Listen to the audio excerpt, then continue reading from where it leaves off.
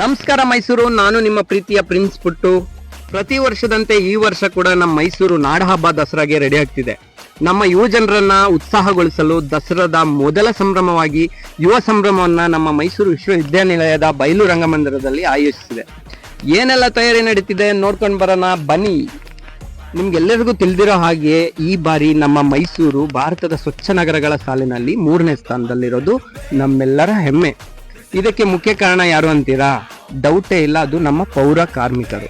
ನೋಡಿ ಫ್ರೆಂಡ್ಸ್, ನಾವು ಕೂಡ ಇವರ ಶ್ರಮವನ್ನ ಸ್ವಲ್ಪ ಕಡಿಮೆ ಮಾಡ್ಬೋದು. ಹೇಗೆ ಅಂತೀರಾ?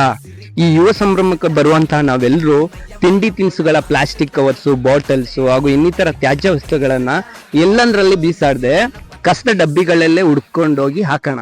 ಇದರಿಂದ ನಮ್ಮ ಮೈಸೂರು ಇನ್ನೂ ಸ್ವಚ್ಛವಾಗಿರುತ್ತೆ.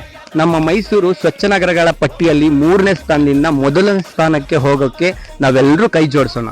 ಏನಂತೀರಾ? ಕಮೆಂಟ್ ಮಾಡಿ. Thank you, love you all.